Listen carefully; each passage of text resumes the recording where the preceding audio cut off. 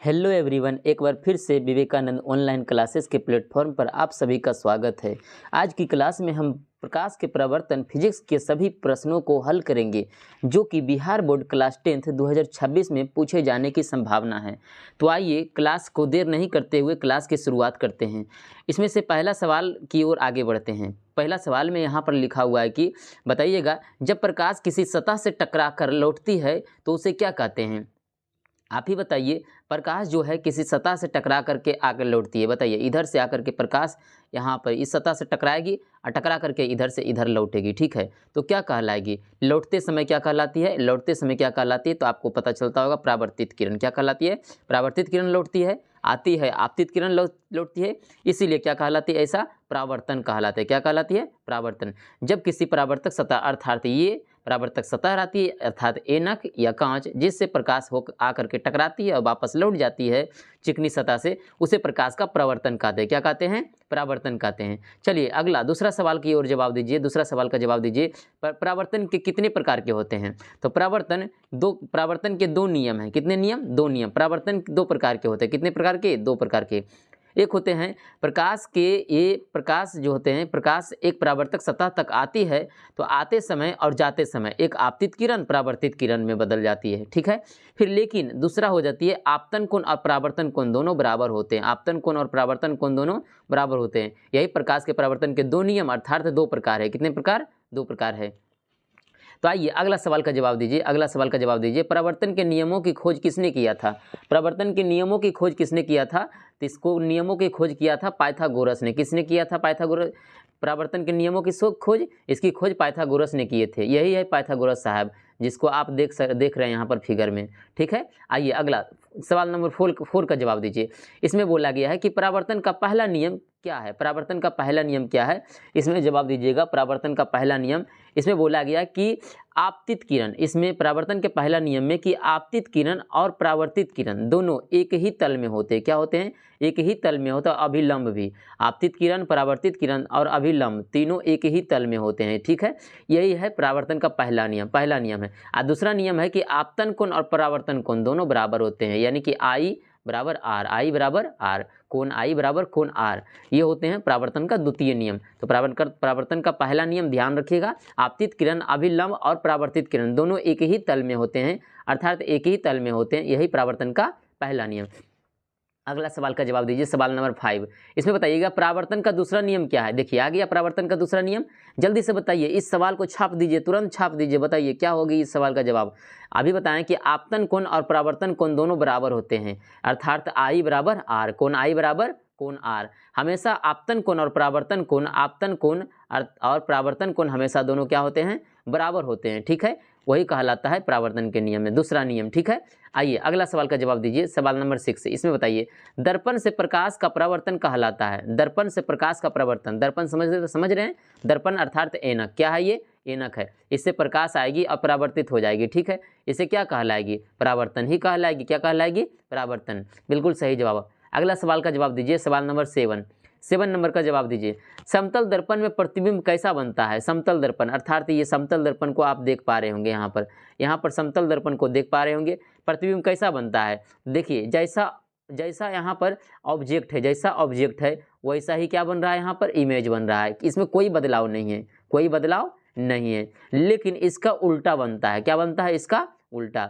हमेशा क्या बनती है? इसका उल्टा बनती है। इसका उल्टा ये बनती है। तो क्या हो जाएगी?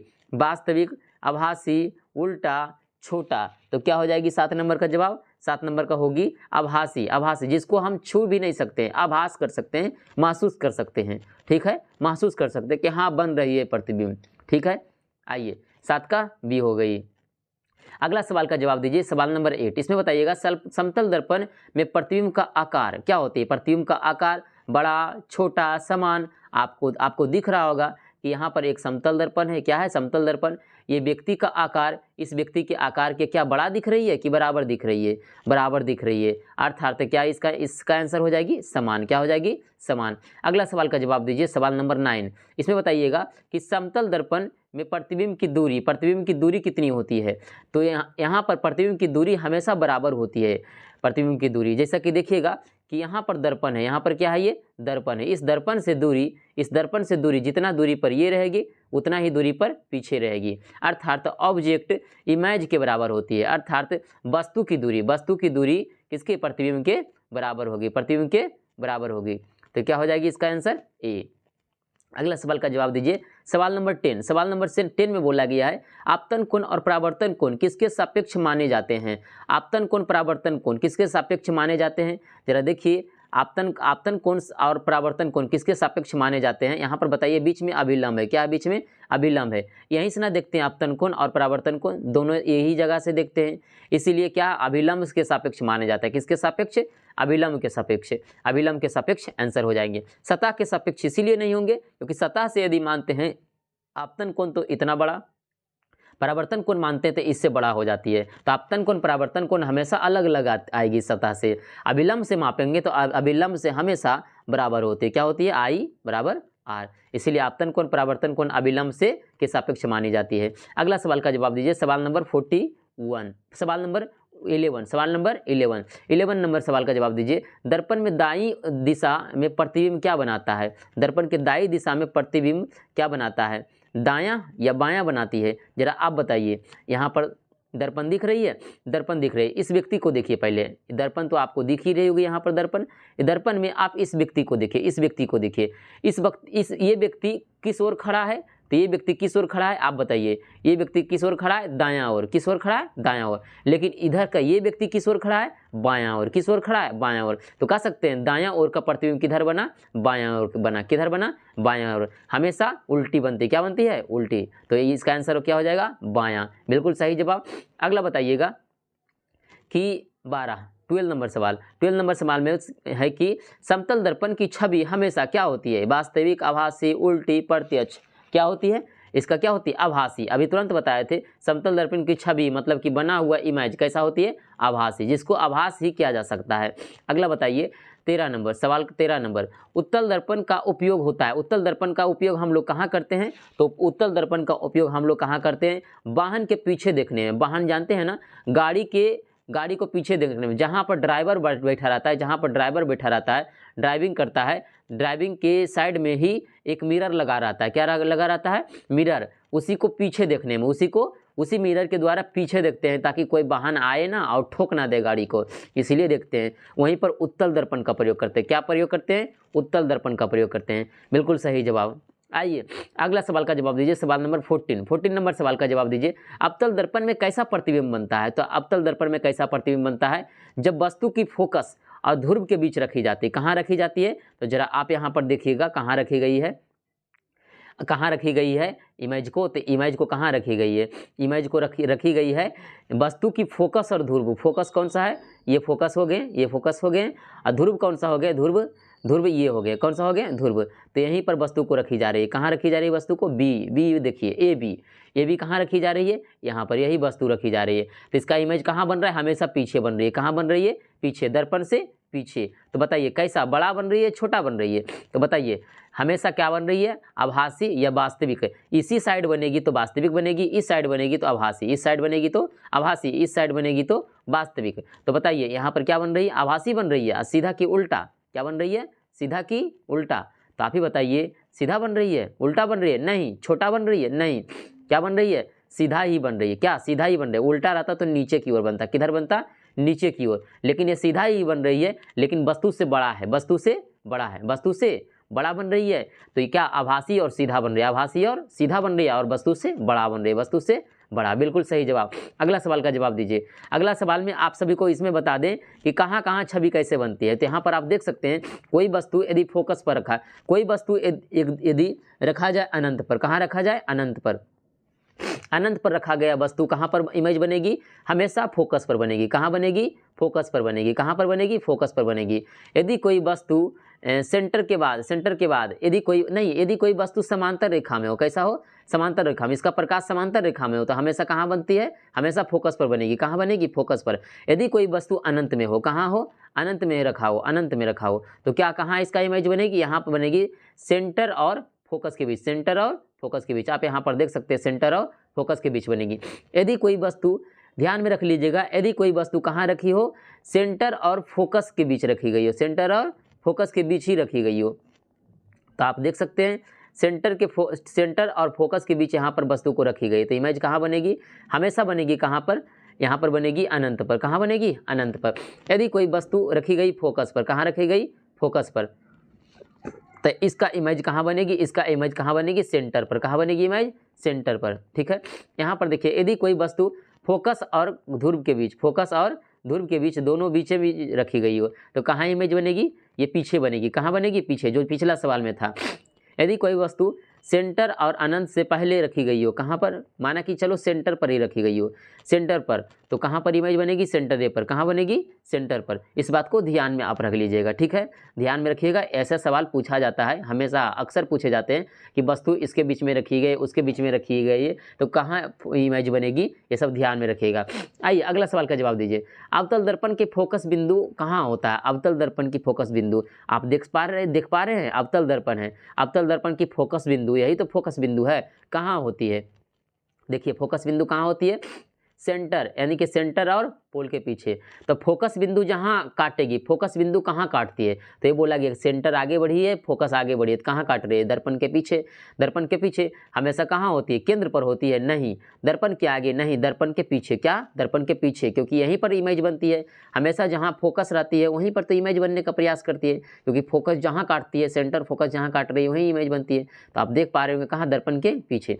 चलिए अगला सवाल का जवाब दीजिए, सवाल नंबर 16 नंबर सवाल का जवाब दीजिए। उत्तल दर्पण की फोकस कहाँ है, होता है, उत्तल दर्पण का फोकस कहाँ होता है, तो आप यहाँ पर देखिए, ये उत्तल दर्पण है। कैसा दर्पण है, ये उत्तल दर्पण है। उत्तल दर्पण बिल्कुल ऐसे उल्टा होता है, अवतल दर्पण ऐसे होते हैं। ठीक है, इधर से आते प्रकाश, उत्तल दर्पण में भी प्रकाश इधर से आते हैं, लेकिन इसके उल्टा होते हैं। तो इधर से प्रकाश आ रहे हैं, इधर से यदि प्रकाश आ रहे हैं तो कैसा होगी, इधर से प्रकाश आ रहे हैं तो इसका कैसा फोकस बनेगी, इसमें फोकस कहाँ होता है, तो फोकस हमेशा दर्पण से आगे, दर्पण से आगे, दर्पण से आगे, दर्पण से आगे हो गया ए नंबर में।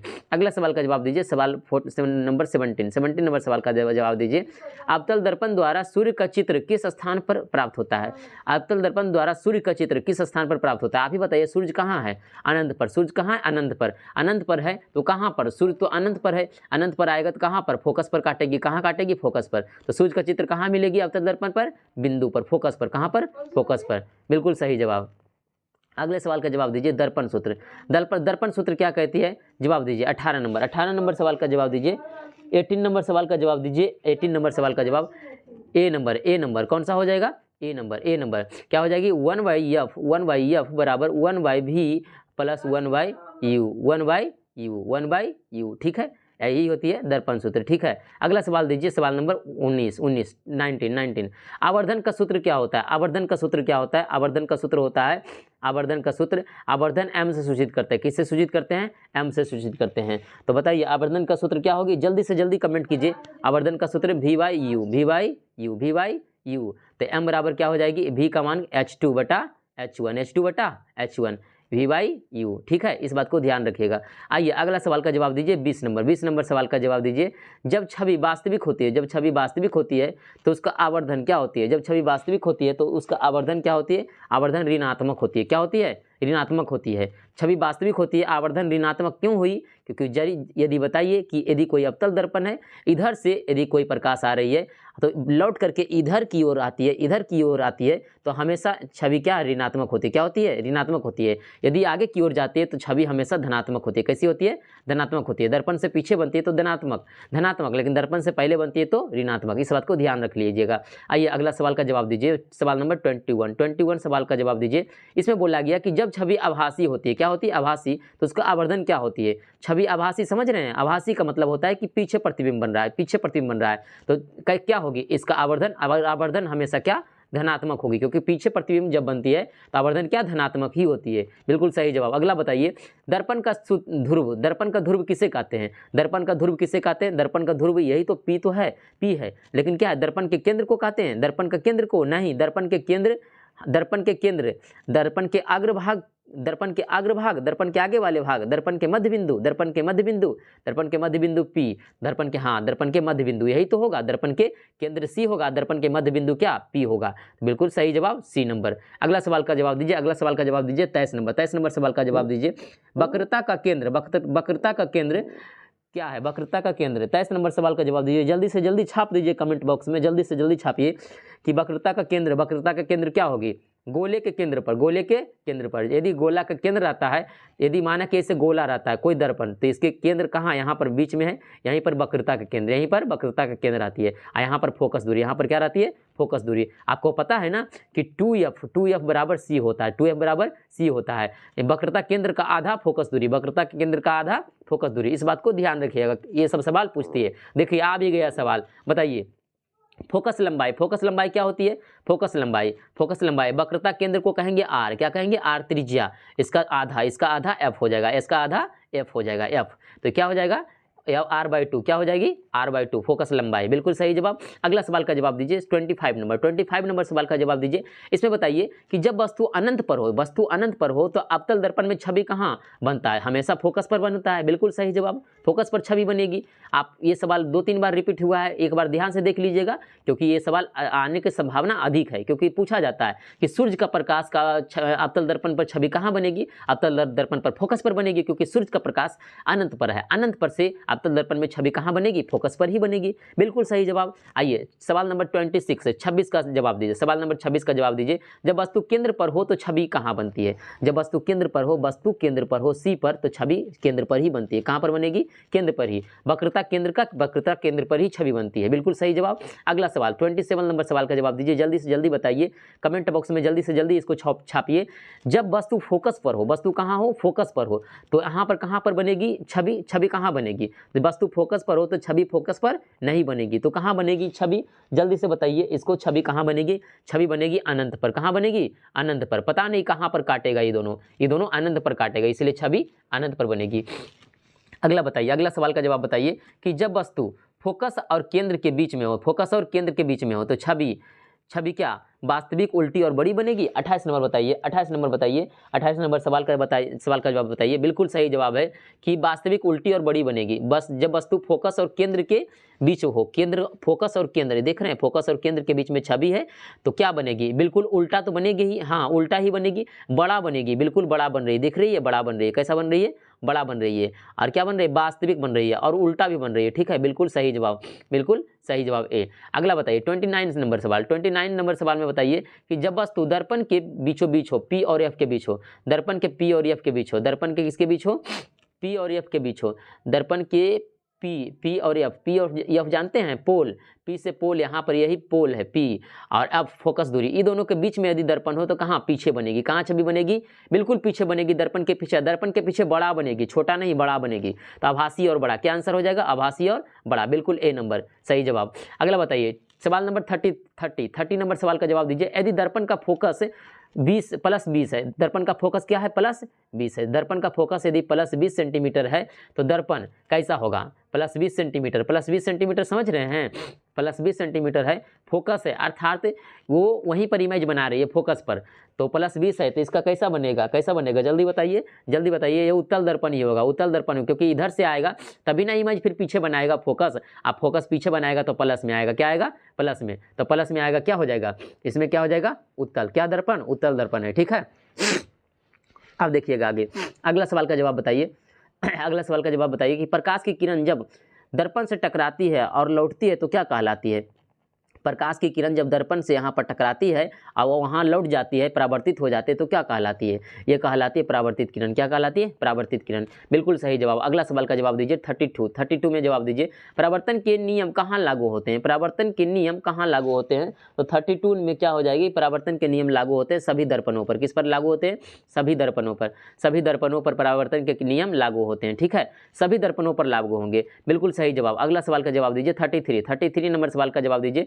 फोकस शब्द लैटिन भाषा के किस अर्थ में प्रयोग होता है, फोकस शब्द लैटिन भाषा के किस अर्थ में प्रयोग होता है, तो आप बताइएगा यहाँ पर 33 नंबर सवाल का जवाब बताइएगा। आग की स्थान, किसका? आग का स्थान। लैटिन भाषा में इसको कहा जाता है आग की स्थान, अर्थात प्रकाश, अर्थात प्रतिबिंब, वहीं पर प्रतिबिंब बनती है। ठीक है, अगला सवाल का जवाब दीजिए। अगला सवाल का जवाब दीजिए 34 नंबर सवाल का जवाब दीजिए। कार के पीछे लगा दर्पण, कार जो है उसके पीछे दर्पण कैसा लगा रहेगा? आपको बताएं कि ना कि गाड़ी के आगे जो दर्पण लगा है, गाड़ी के आगे जो दर्पण लगा है, जहाँ पर ड्राइवर बैठा रहता है वो उत्तल दर्पण रहती है, आप सभी को पता है ना। तो कार है तो कार के साइडों में जो मिरर लगा रहता है वो भी तो उत्तल दर्पण रहता है ना, वो क्या दूसरा दर्पण रहेगी? वो भी उत्तल दर्पण ही रहती है। बिल्कुल ध्यान रखिएगा बातों को। आइए, सौर भट्टी जानते हैं, सोलर से ईटा को पकाया जाता है, वही सौर भट्टी कहा जाता है। ठीक है, या फिर सोलर से खाना बनाया जाता है, सौर भट्टी कहा जाता है। तो इसमें कौन सा दर्पण का उपयोग होता है? आप ही बताइए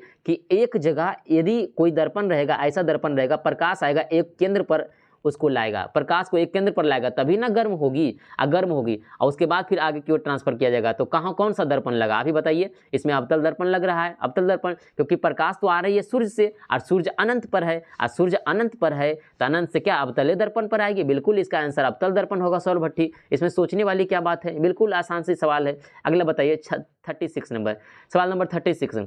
सेविंग दर्पण यानी कि जब दाढ़ी बनाने वाली सेविंग, उसमें कौन सा दर्पण का उपयोग किया जाता है? इसमें बताइएगा सेविंग दर्पण में बताइएगा कौन सा दर्पण का प्रयोग किया जाता है? इसमें दर्पण अवतल, कौन सा दर्पण? अवतल दर्पण का प्रयोग किया जाता है।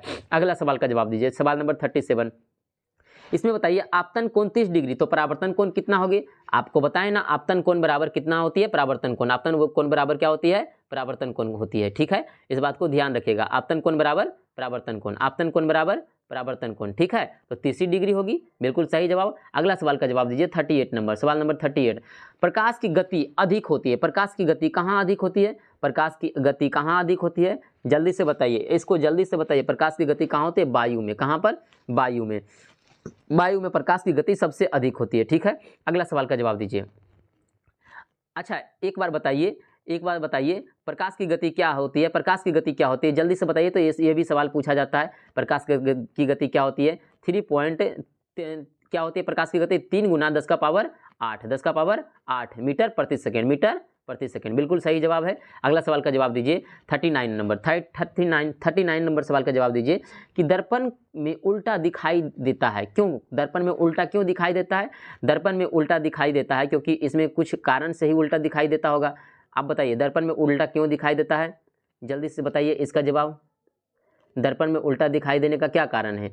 दर्पण में उल्टा दिखाई देने का रीजन यहाँ पर क्या हो सकता है? तो यहाँ पर बताइए, ये दर्पण है, क्या है? ये दर्पण में उल्टा दिखाई देता है क्योंकि ये प्रकाश से परावर्तित होती है। क्या वर्तित होती है? नहीं, प्रकाश का परावर्तन होता है, क्योंकि इधर से जाता है प्रकाश इधर लौटता है, इसीलिए दर्पण उल्टा दिखाई देता है, परावर्तन इसका हो जाएगी। अगला सवाल का जवाब दीजिए, सवाल नंबर 40 का जवाब दीजिए। इसमें यदि वस्तु और दर्पण के बीच की दूरी 2 मीटर है, वस्तु और दर्पण के बीच की दूरी, यहाँ पर बोला जा रहा है कि वस्तु और दर्पण के बीच की दूरी 2 मीटर है, बताइए इमेज की दूरी कितना? ये भी तो 2 ही मीटर होगी। कितनी होगी? 2 मीटर। बिल्कुल सही जवाब। अगला सवाल का जवाब दीजिए, सवाल नंबर 41 सवाल का जवाब दीजिए। दर्पण के प्रतिबिंब का रंग कैसा होता है? दर्पण के प्रतिबिंब का रंग इसमें से क्या होता है? आप बताइए, प्रतिबिंब का रंग कैसा होता है? इसमें प्रतिबिंब का रंग सेम रहता है, रंग में कोई परिवर्तन नहीं होता है। आप ही बताइए, यहाँ पर दर्पण रहेगी, यहाँ पर कोई उज्जर व्यक्ति रहेगा तो क्या वो व्यक्ति काला हो जाएगा? क्या वो व्यक्ति भी तो उज्जर ही रहेगा? आप समझ रहे हैं ना बातों को? बिल्कुल आप लोग समझ रहे हैं, आप समझदार हैं, बिल्कुल समझदार हैं, हम समझ रहे हैं बातों को। ठीक है, चलिए आगे देखिए 42 सवाल नंबर 42। अवतल दर्पण में बनी छवि हमेशा, अवतल दर्पण में छवि हमेशा कैसे बनती है? अवतल दर्पण है, इसमें छवि कैसे बनती है? अवतल दर्पण में छवि हमेशा कैसे बनती है? आप बताइए छवि, जल्दी से बताइए इस सवाल का जवाब जल्दी से बताइए। इसका छवि हमेशा आभासी होती है। क्या होती है? आभासी होती है। अगला सवाल का जवाब दीजिए, सवाल नंबर 43 नंबर सवाल का जवाब दीजिए। अवतल दर्पण का उपयोग दूरदर्शी में क्यों होता है? यानी कि यही अवतल दर्पण है, इस अवतल दर्पण का उपयोग दूरदर्शी में क्यों होता है? क्योंकि दूर की वस्तु बड़ा दिखाई पड़े। क्या दिखाई पड़े? बड़ा दिखाई पड़े, क्योंकि प्रतिबिंब ये बड़ा देता है। प्रतिबिंब कैसा देता है? ये बड़ा देता है, क्योंकि देखिए तो बड़ा दे रही है प्रतिबिंब। अनंत पर से देखेंगे प्रतिबिंब क्या आगे बढ़ा की ओर देखेगी। आपको समझ में आ रहा होगा। आइए अगला सवाल का जवाब दीजिए 44 नंबर सवाल का जवाब दीजिए। दर्पण के लिए प्रयुक्त पदार्थ कौन सा है?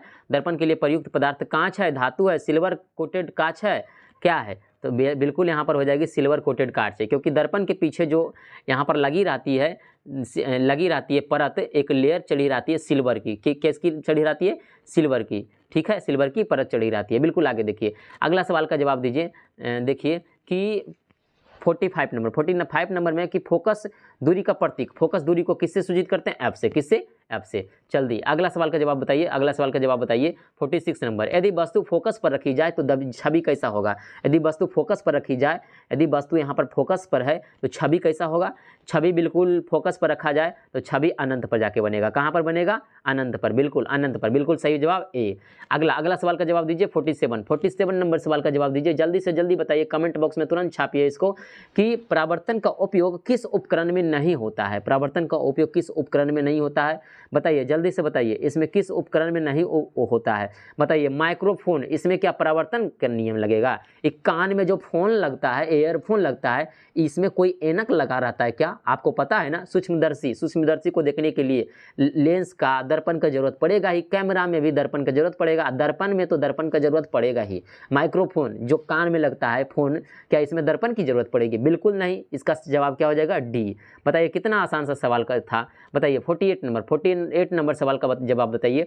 यदि दर्पण उल्टा रखा जाए, दर्पण उल्टा रखा जाए तो भी नियम क्या बदलेंगे, नहीं, नियम समान ही रखे रहेगा। दर्पण कैसू उलट पुलट के रख दीजिए, किसी भी तरह रख दीजिए, नियम सबके लिए समान ही रहेगा कि प्रकाश आएगा तो परावर्तन होगा, प्रकाश आएगा तो परावर्तन होगा। आपतन कोण परावर्तन कोण दोनों बराबर होंगे तो होंगे, कोई नहीं रोक सकते हैं, ठीक है, चाहे कुछ भी क्यों ना हो जाए, आपतन कोण परावर्तन कोण दोनों बराबर होंगे, ठीक है। आगे देखिए सवाल नंबर 49 सवाल का जवाब दीजिए। परावर्तन के कारण हम वस्तु को नहीं देख पाते हैं, परावर्तन के कारण ही तो वस्तु को नहीं देख पाते हैं या वस्तु को देख पाते हैं, हाँ, परावर्तन के कारण ही तो वस्तु देख पाते हैं। आप ही बताइए, आप यहाँ पर खड़े हैं चुन्नू मुन्नू की तरह, ठीक है, आँख बड़का बड़का वो आँख निकाले हुए हैं, ठीक है, आप यहाँ पर खड़े हैं, यहाँ पर किसी वस्तु को देख रहे हैं, तो प्रकाश आएगा, वस्तु से टकराएगा और परावर्तन होकर आपकी आंखों पर पड़ेगा। तो बताइए परावर्तन हुआ, जरा बताइए तो तुरंत, परावर्तन हुआ तभी ना आप देख पाए, है ना। उधर से प्रकाश आया, सूर्य से प्रकाश आया, लाइट से आकर के वस्तु से टकराया और आपकी आंखों पर पड़ा, तभी ना आप देख पाएँ। प्रकाश की वस्तु से परावर्तन के कारण ही वस्तु को हम क्या करते हैं, देख पाते हैं, बिल्कुल सही जवाब। अगला सवाल का जवाब दीजिए। 50 नंबर सवाल का जवाब दीजिए। प्रकाश का परावर्तन किसी सतह पर सर्वाधिक होती है, किस सतह पर सर्वाधिक होती है, सबसे ज़्यादा, तो बताइए। खुरदरी सतह पर परावर्तन होगा, बताइए तो। यहाँ से प्रकाश आएगा तो कुल पर सारा प्रकाश एब्जॉर्ब हो जाएगा सतह में ही, परावर्तन होगा ही नहीं, परावर्तन नहीं होगा। हमेशा चिकनी सतह, किस पर, चिकनी सतह पर ही परावर्तन होगा, सबसे अधिक परावर्तन। जहाँ चिकनी रहेगा, जैसे कि कांच चिकनी रहेगी, वहाँ पर परावर्तन सबसे अधिक होगी, वहाँ पर परावर्तन क्या होगी, सबसे अधिक होगी। सफ़ेद सतह, अब माना कि पूरा सफ़ेद सतह रहेगा व्हाइट बोर्ड की तरह, वहाँ पर परावर्तन करना चाहेंगे, वहाँ पर बाल वगैरह बनाएंगे अच्छा से, क्या बना पाएंगे, नहीं। उसके लिए चिकनी सतह पूरी होनी चाहिए, तब जाकर के परावर्तन होती है, बिल्कुल कांच की तरह, किसकी तरह, कांच की तरह, बिल्कुल। आइए आज के क्लास में हम 50 क्वेश्चन को समझ लिए हैं, फिर आगे इसी तरह हम टॉपिक वाइज सारे क्वेश्चन को समझते जाएंगे। अब तक कुल मिलाकर 4 क्लास का वीडियो यहाँ पर अपलोड हो चुका है कि यहाँ पर कौन कौन से क्लास के बारे में यहाँ पर जानना है। धीरे धीरे साइंस का सारे टॉपिक का सवाल आप लोग के सामने आता रहेगा।